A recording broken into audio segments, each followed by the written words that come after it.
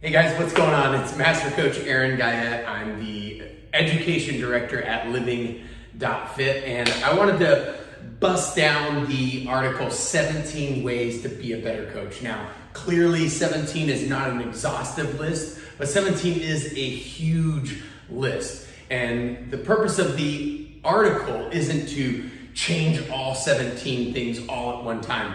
As a matter of fact, I would highly recommend just choosing one thing, really focus on improving that area of your coaching ability for at least a week, if not a month or longer. And before long, a year and a half, right, you'll have all 17 ways highly improved. And I'm sure there's probably a couple of things that you're already really doing well in those 17, so you probably don't even need to focus on those.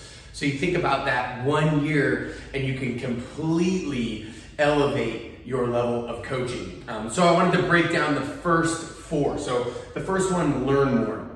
Clearly, if I want to be a better coach and I'm not constantly learning, if I am not a lifelong learner, if I haven't dedicated myself to the craft of getting better and better and better every day and getting better by learning material, researching correctly, understanding what's going on in our physiology, what's going on in our psychology. There are so many different rabbit holes that we can travel down. And if there's anything that I have understood, it's the more that I learn, the more there is to learn. And I'm sure the same thing goes for you. So being that constant lifelong learner. The second is observe more. So oftentimes we can catch more by what we see than what we say. Right? And the reason why I said that is the third one is talk less. And so these kind of go together. So oftentimes we try to talk ourselves out to the client or to the customer, to the person that we're trying to coach and cue. And it's just our,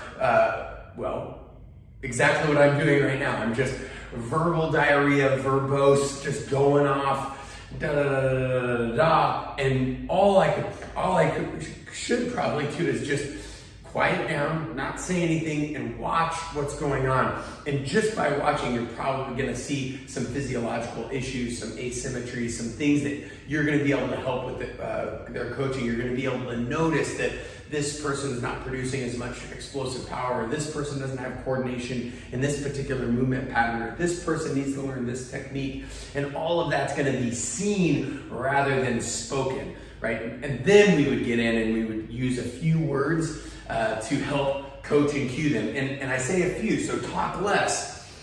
If I can teach somebody by their own self-discovery and awareness of their own movement, so without using that many words, but allowing them to discover what they might be doing that's not helpful, or what they could do to improve their output, the chances of them retaining that and continuing to use that is way higher than if I'm just constantly telling them and telling them and telling them and telling them, right? If I can figure out ways so that I don't have to tell, but just one little cue, one little movement, one little change of vantage point or something like that, and then they're on their own route to self-discovery, man, the power of that is far more impactful and it will last them for far longer.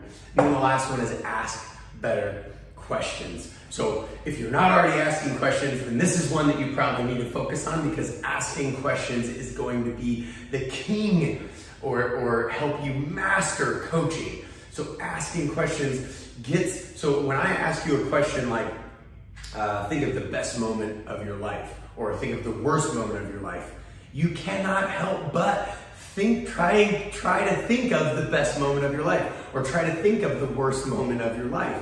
And it's just by asking the question that I'm getting you to start traveling down that path. So if I ask really good questions, then I can actually help them walk down the path that me as a coach know that I need them to walk down, at least visually in their minds, right? But if I can get it in their minds, then the chances of them actually getting it to produce in their actions and in their words as well just become much, much, much greater. So think about that.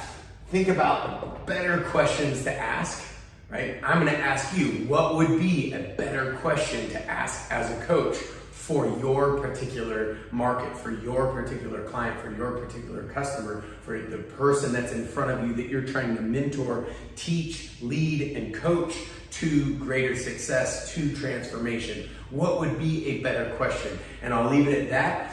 Enjoy and make your next one your best one.